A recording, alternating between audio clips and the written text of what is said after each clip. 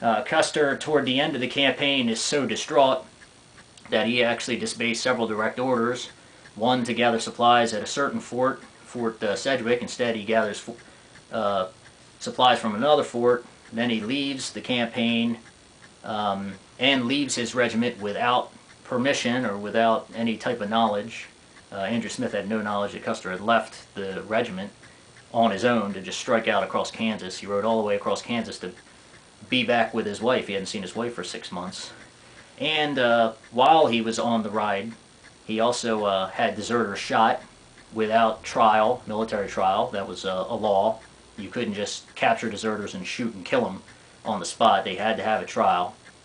And he did not use any trials or anything like that. And he was using military equipment, horses and wagons, on his forced march back to get to his wife.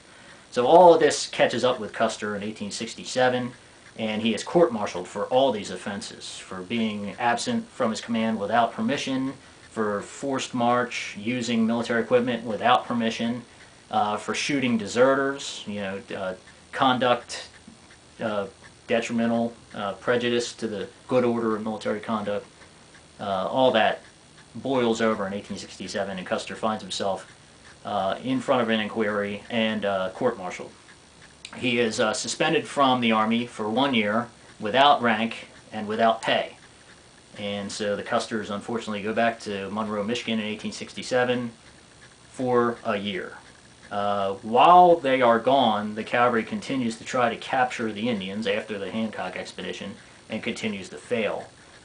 10 months into Custer's exile, so to speak, he is recalled back to duty, and once he arrives, he decides that he is going to do whatever it takes to regain his honor, regain his prestige that he had lost the year before. And it's interesting, he gets there at this time, it's late 1868, November 1868, and Phil Sheridan, who is his ultimate perennial protector, is actually leading an expedition against the Cheyenne. The big difference is they haven't been able to catch them in 2 summers on the plains. Finally, Sheridan has decided to send several columns into the south of Kansas, which is Oklahoma, but it's considered Indian territory then. It didn't have the name Oklahoma then. But encamped on the rivers in Oklahoma, or the Indian territory, along the South Canadian river valleys and the Washita river valleys, are several of the Southern Cheyenne tribes and Kiowa villages and other Indians. Sheridan is picked this time on purpose. It is winter, there's snow on the ground, there's no forage for the horses. The women and children are with the warriors, and they can't just travel through snow that quickly. So now the military realizes that the Indians they couldn't catch in the summers, the 2 summers that they chased them, they have a chance to get them here in the winter because the Indians can't move. They're pretty much immobile. So Custer arrives at this point in his life, and he finally sees an opportunity to bring the Indians to battle, to actually win a victory that he hasn't had since 1865, and get his prestige back and get his honor back. And in late November 1868, the 7th Cavalry, a member of several different battalions, moves out, and they move along to Washita, and they find a village that is under the control of Chief Black Kettle. One other thing that the soldiers did, or the officers did, once they get to Chief Black Kettle's village, they don't just attack it directly. Custer and the other officers have been learning how to fight Indians the last 2 summers, even though they've pretty much failed every chance they've had. They realize that if you just attack the camp directly, the enemy, even though there's snow on the ground, will look for the opening and scatter to the winds. So Custer has decided to divide his force, divide the regiment, into several different battalions, surround the camp as much as he can, and then launch attacks simultaneously from different directions at the camp so the Indians can't scatter. They'll all be trapped, they'll all be forced to surrender, or they'll be killed. So that's basically the plan, surround the Indian camp, attack them all at once, and they're done. And that's what he does. And the attack is so successful, he has control of the camp within 10 minutes. Over 100 warriors are killed, and I believe at least 100 non-combat or non-combatants, the women and children, are captured. So big victory for Custer. There's a couple things that mar the end of the battle. First off, Custer and the other officers are unaware that, along the Washita River, downriver and upriver, are other Indian camps, other villages.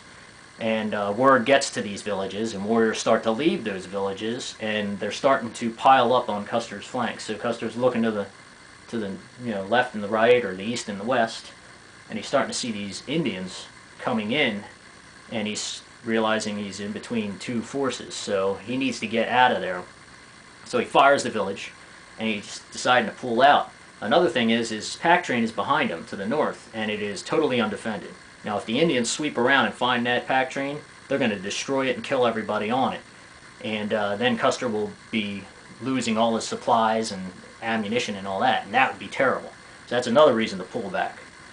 Well, one of his subordinates, Captain Frederick Benteen, Company H commander, comes up to Custer at the end of the battle and tells him that Major Joel Elliott, the second in command of the 7th Cavalry, rode off with 18 men and hasn't been seen since.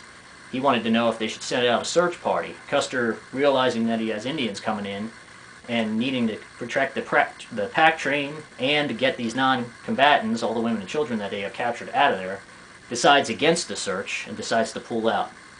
Benteen pulls back, obeys the orders, but is not happy with them, and days after the Washita, when Elliott and his men's bodies are found along the river, Benteen never forgives Custer for that.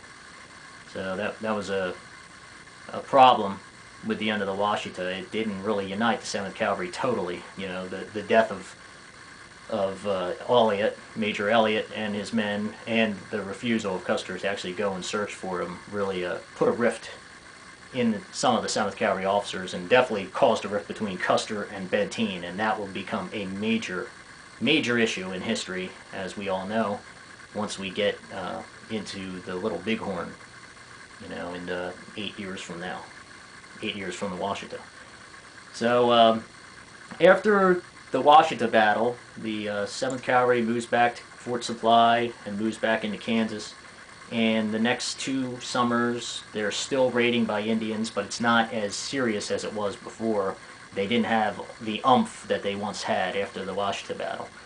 And it would take a little while, but soon enough, the southern tribes would be pacified. But it began with the Washita. That was definitely the beginning of the end. It didn't end it in one shot, but that was the beginning of the end. By 1870, the situation has changed enough in favor of the cavalry and the white man that the 7th Cavalry is broken up, disbanded, and sent to the southern states for Reconstruction duty.